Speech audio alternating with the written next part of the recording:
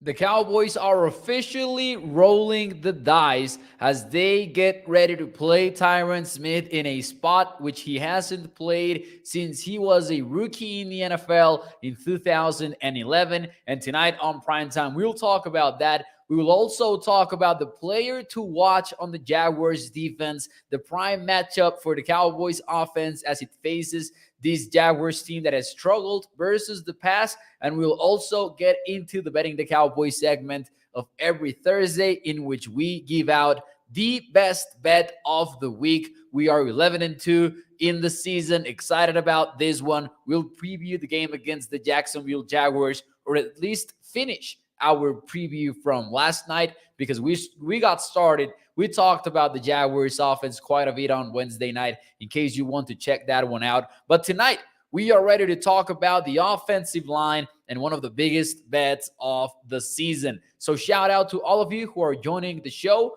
Do me a favor and hit the like button. Share the stream if you're watching on Facebook, YouTube, or Twitter, and let your friends know about A to Z Sports Dallas Primetime.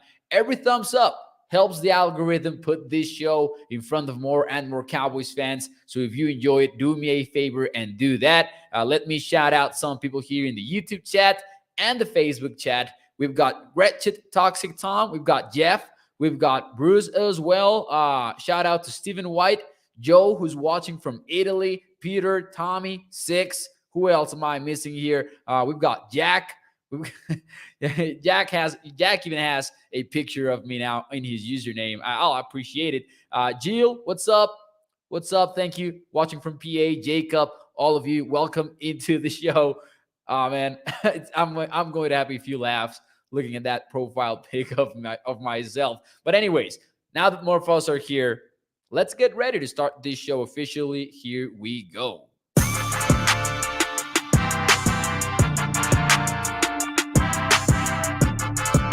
What is up, everybody, and welcome into A to Z Sports Dallas Primetime. I am your host, Mauricio Rodriguez, streaming with you live every Sunday through Thursday night at 8 p.m. Central here on Dallas On Demand Sports Talk Network, with a lot more content coming your way. Make sure that you check out atozsports.com/Dallas. And as always, remember that Primetime is brought to you by our friends over at freemanmazda.net. We will talk more about them on the Ride of the Week in a few moments here on A to Z Sports Dallas Primetime. Before we do any of that, ladies and gentlemen, let me know in the chat, is it a genius or a devious move to switch Tyron Smith to right tackle? Because, ladies and gentlemen, that is happening for the Cowboys. It was confirmed today by multiple reports, by players talking about it. It is out. The secret is out. Tyron Smith is going to have some looks at right tackle. Is it a genius or devious move? Let me know what your answer is in the chat. That might be one of the biggest surprises of the season. We talked about a lot of possible combinations. We talked about Tyler sliding back to left guard, letting Tyron Smith take over. We talked about Josh Ball versus Jason Peters on the right side. And listen, some people threw out that idea. Some people said, hey, what if we play Tyron on the right side? Some people even said, what if we play Tyler, the rookie, on the right side? For the most part, it was dismissed pretty quickly because of where Tyron Smith is in his career. We're talking about a guy whose rookie season was in 2011, and that's the last time that he played right tackle. Can a player of that caliber and of that, not even of that caliber, but that has stuck around so long in the NFL, make a position switch like that? Because it's different moving from guard to tackle than it is from the left side to the right side. The latter is more difficult because we're talking about muscle memory. And when you start studying offensive line play, you realize just how calculated every step is. These guys work so hard on where the first step goes on a reach block, where the second step goes on a zone block, on a down block, on a vertical set, on a slide set, or like There are so many things that are muscle memory at offensive line. And to switch things up for Tyron at this stage is a bold move. Now, is it genius or devious? That is a question. Let me see some of your comments here. Gretchen Toxic says, I would call it pragmatic. Don't like it, says Asmodeus. Moderate, says Jacob. I'd call it reactive, says Bruce. Asmodeus goes with devious. Genius, says Peter. Steve goes with devious, though. I don't think it's a great move, says Jack. Johnny says, I like it because the left is good. Hit that like button, says Joey Bella. Thank you for that. Most of our sacks have come from the left, says Jack. Gretchen Toxic says, Mo, we put in a 40-year-old who had not played right tackle and a guy who has been hurt all year over Josh Ball. Why is he still here? That is a pretty solid question. I think that the answer to that might be revealed in a Houston Texans tape because he is a pretty good run blocker, apparently. He had a good game blocking the run. Now, he is bad enough in pass pro, at least for me, to not be interested in playing him at all. So I agree that Toxic is onto something here. Offensive line depth is king in this league, I would say. So maybe that's why he's still around. But I'm not that excited about the fact that he played so well blocking the run just because of what happened in the world of the pass. But as some people have pointed out today on social media, you can help that out, whether it's with play action, whether it's with chipping or quick game. There are a lot of ways to help your pass protection. However, I agree with Toxic that it really speaks volumes as to Josh Ball's level of play. Now, it's, to me, potentially, at first I thought devious move. I'm starting to get around it a little bit. Here's why.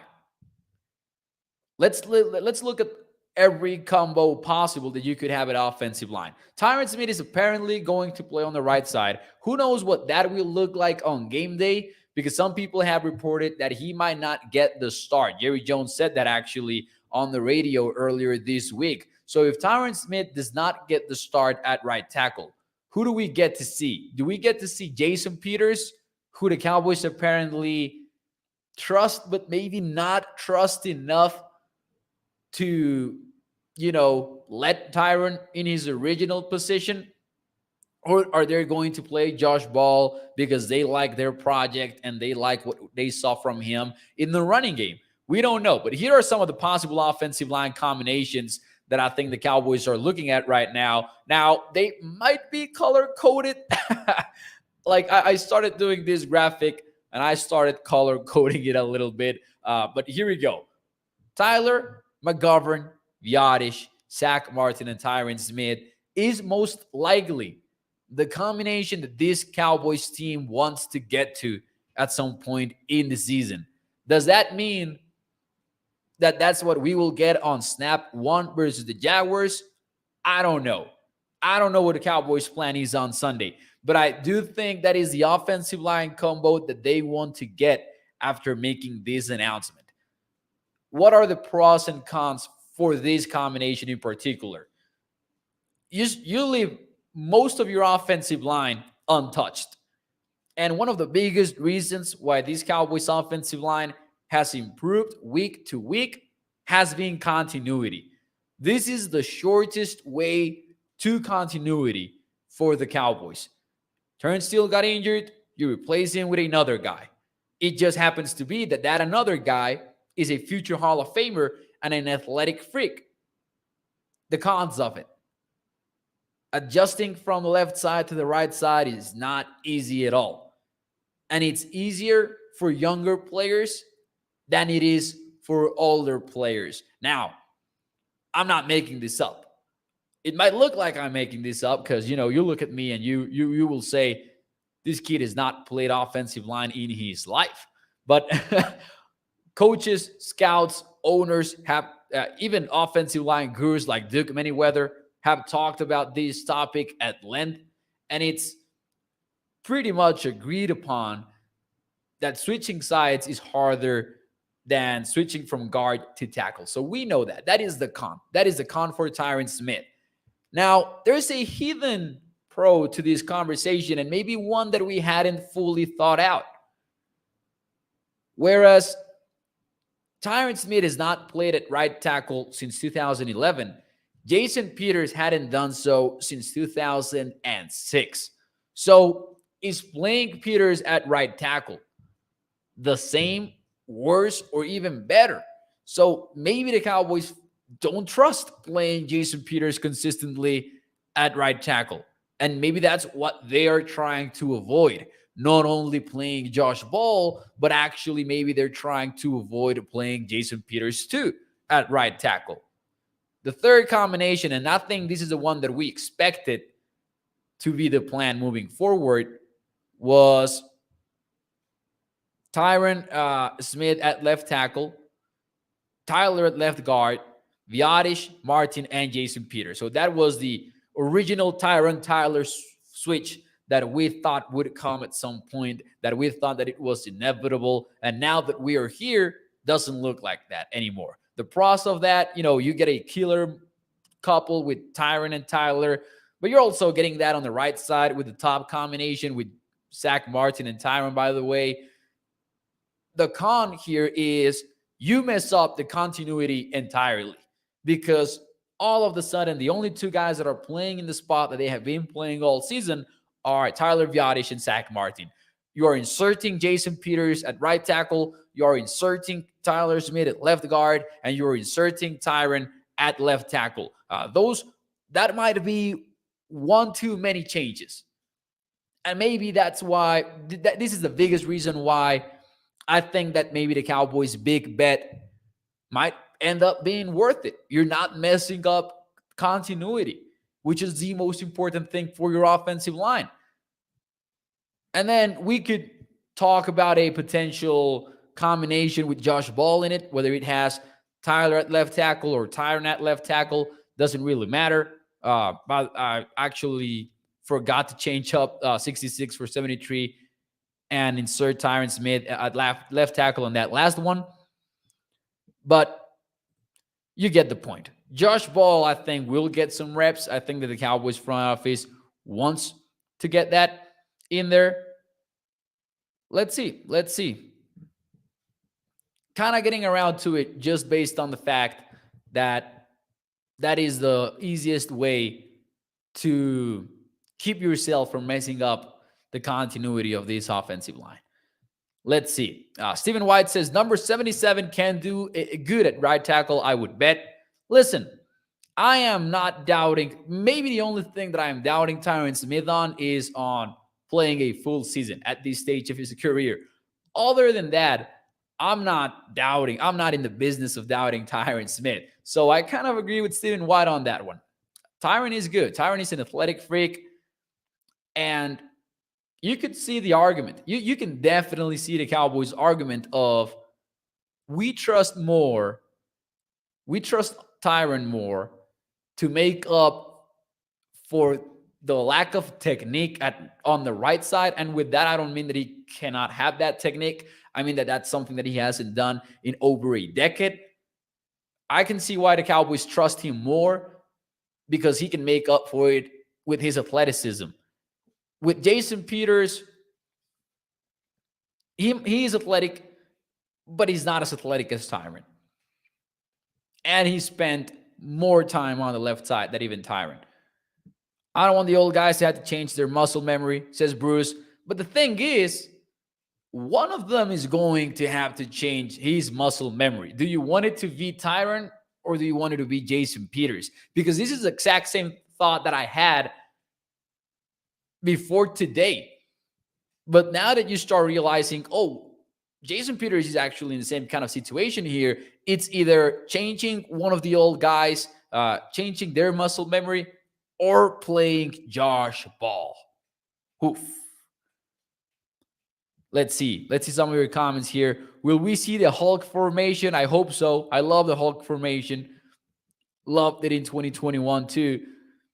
Put Tyron Smith Sr. and Ty Smith Jr. on the left and let's ride, says Bruce. Man, Steven Same says, "Oh, I'm sorry, I missed that comment right there. I'd put Micah in over Ball at right tackle. That is hot garbage." Says Gretchik Toxic Tom. There you go. I missed why people are commenting yellow on YouTube. Sorry about that. Anyways, 70. Oh, it was the actual graphic, right? It was the actual graphic. Yeah, yellow is the one that we thought would take place. But I'm getting around to the idea of the top one. Tyler, Connor, Tyler, Zach, and Tyron.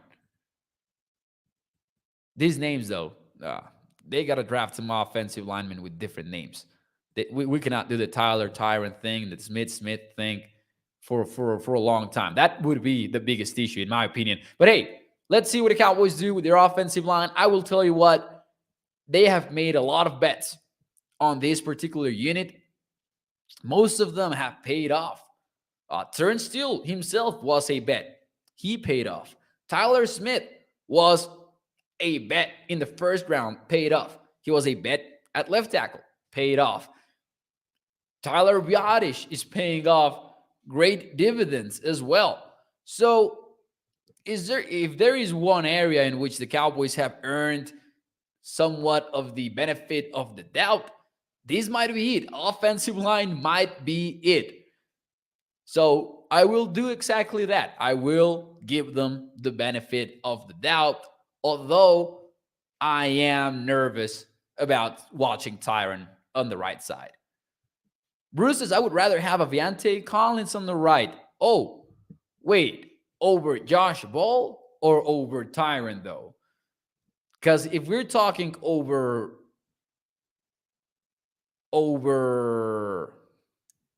Tyron, I do not agree there. If we're talking about Josh Ball, hey, let me see it. Heck, what is there to lose? Unless you're planning on running the football almost exclusively.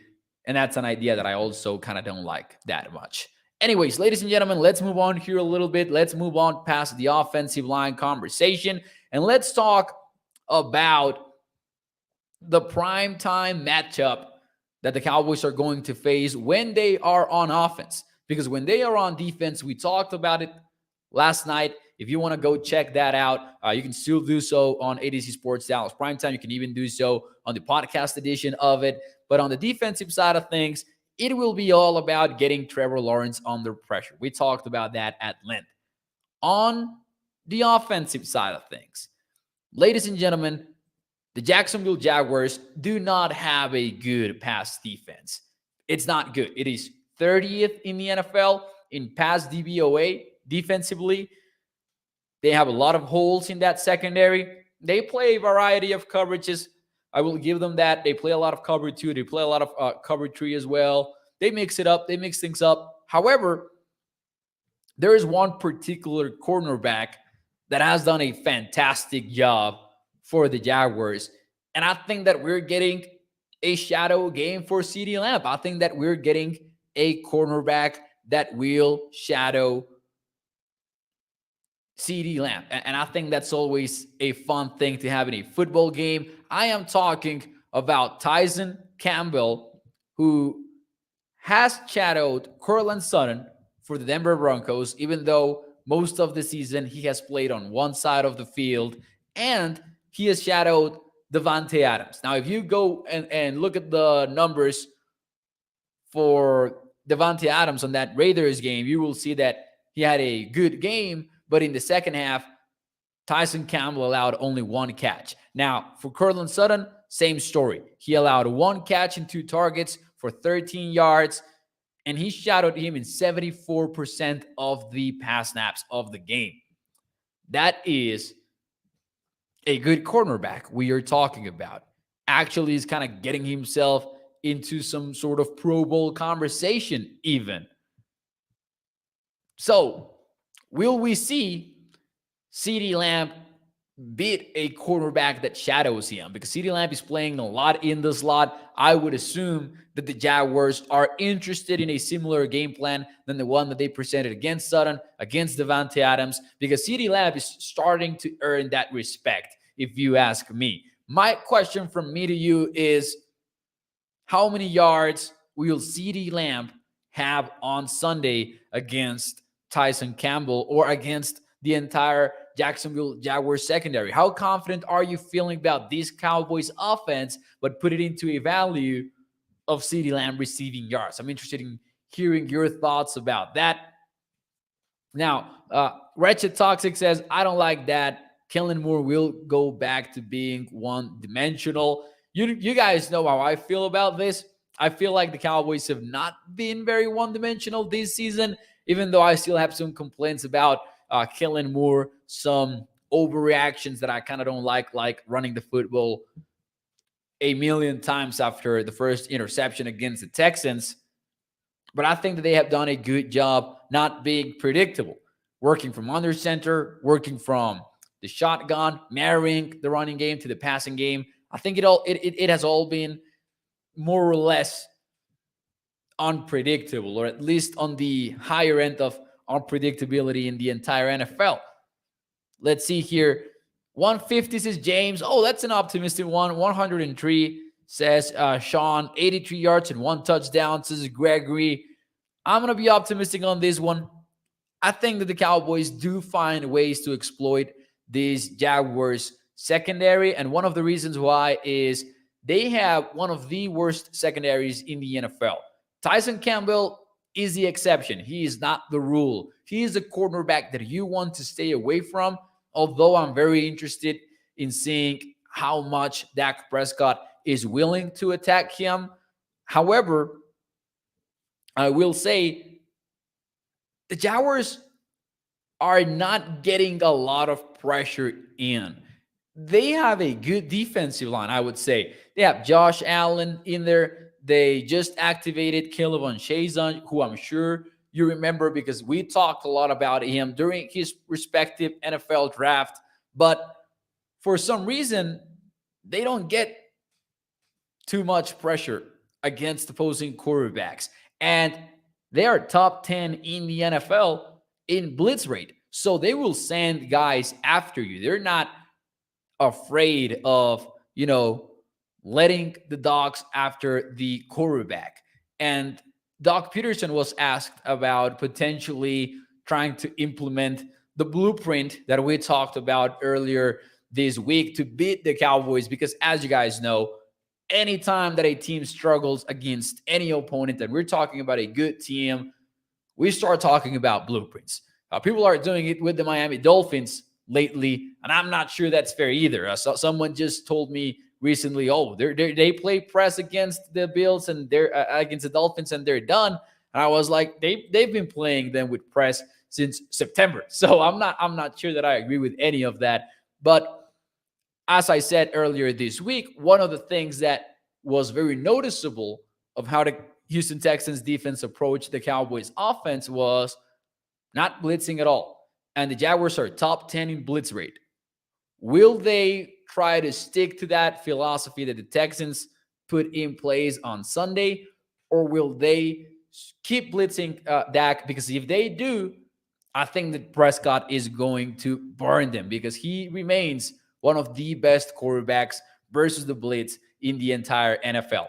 My particular impression of this football game is that the Cowboys are going to win it. Spoiler alert. I know that is towards the end of the show always because of this matchup. I think that the Cowboys offense will pass the ball efficiently against the Jacksonville Jaguars. Let's see some of your questions here, or your comments and questions and everything. I'm going with 100 yards for CeeDee Lamb, by the way. I think it's going to be one of those games in which CeeDee shows up, even if he is shadowed by a top-tier corner like Tyson Campbell is. The blueprint, says Tommy, is give Kellen a pass-friendly look, and he will relapse and abandon the run, says Tommy915. But see, it's funny, because some of us actually want the Cowboys to be a little bit more aggressive throwing the football. Maybe not just throwing the football deep. Maybe you also want them to figure out a little bit better what the underneath passing attack looks like. But I don't think that the Cowboys are abandoning the run really in this season. Or they have been more, to me, my impression is that we have seen some isolated incidents. abandoning the run against the Packers, and running the football for 9 consecutive plays against the Texans. But I don't think that they're abandoning one or the other consistently, if that makes sense. Let's see here. Let's see. I really hope not because of the outcome, says Joey Vela. I think that was talking about the offense becoming predictable and all of that. Well, with all of that, we can get into our favorite segment of the week. But I agree with Jack, who says if they blitz, it's over. So to really recap things a little bit, even from last night, some of the keys to the game to me is get Trevor Lawrence under pressure, right?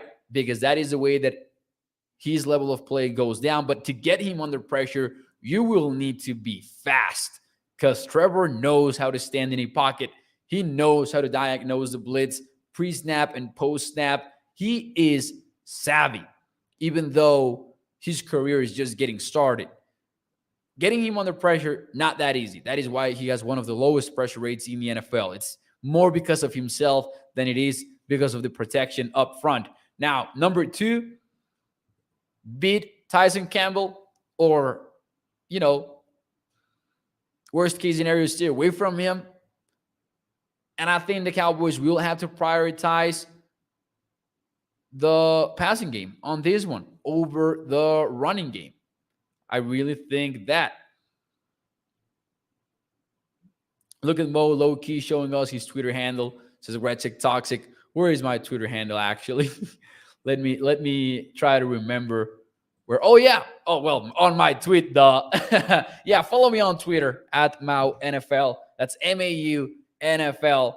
And I bilingually tweet the Cowboys. So if you want to see a lot of pissed off tweets in Spanish when the Cowboys are playing, make sure you follow me, because on my Twitter, like 80% of my followers are Spanish-speaking followers. So I tweet most of my stuff in Spanish. But you can hit that translate button and see what I am ranting about during the games.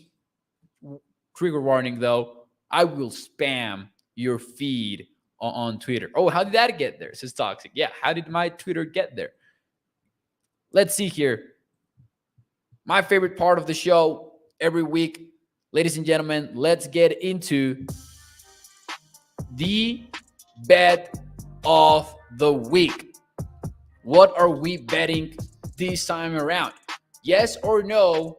Do you think the Cowboys cover the 4 points of the betting spread? Let me know in the chat. While you let me know, and before I give you my best bet of the week, let me talk to you about our friends over at freemanmazda.net, because the ride of the week is a 2022 Mazda CX-5 2.5S Select. This one starts at $29,920. It's got Apple CarPlay / Android Auto, all-wheel drive, lane departure warning, a convertible roof, heated seats, and a miles per gallon capacity of 24 when you are in the city. That goes up to 30 when you are in the highway. So make sure that you check out the 2022 Mazda CX-5 2.5S Select over at freemanmazda.net.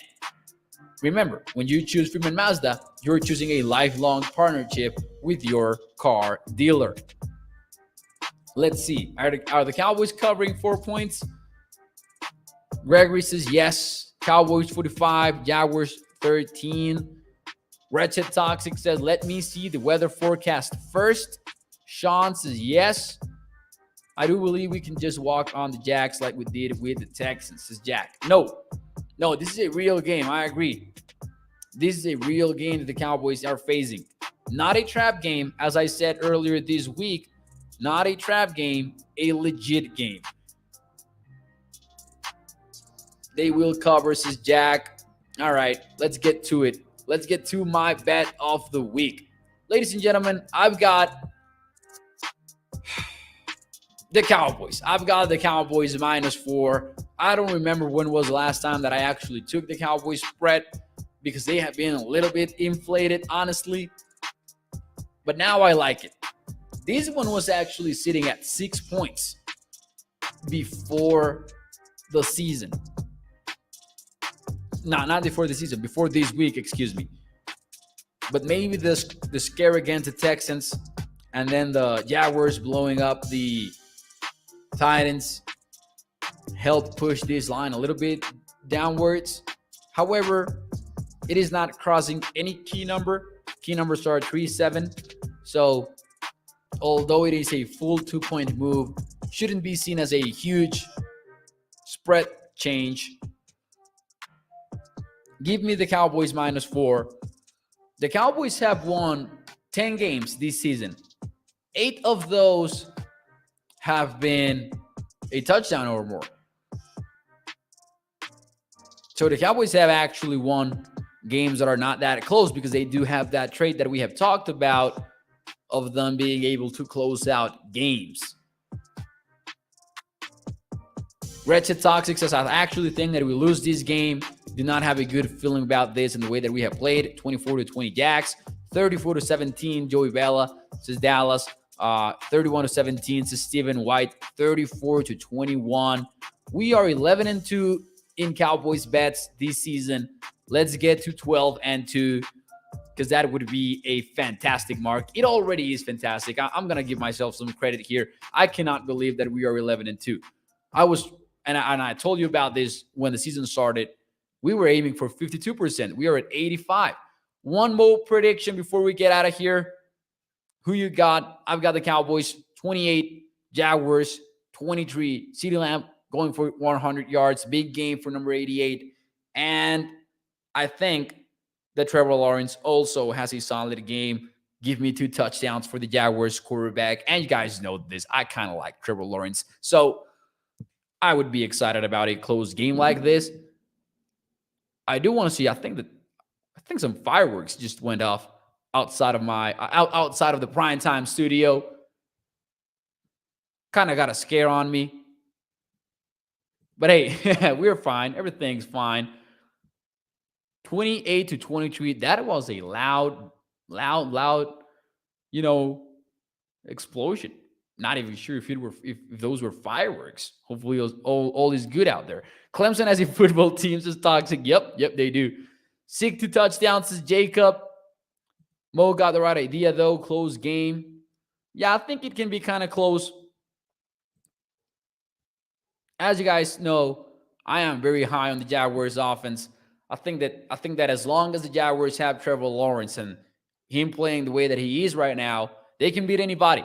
They can really beat anybody. They can face the Jaguars, the Bills, and the Chiefs, and they will have a chance, if you ask me, because they're good on offense. But their defense is definitely a problem, and that's why I am taking the Cowboys, and I am taking the betting spread, laying the points. I live in Baltimore, says Ratchet Toxic. Lot of fireworks here. Whoo! See, Toxic. I live in Chihuahua, Mexico, and a lot of fireworks here.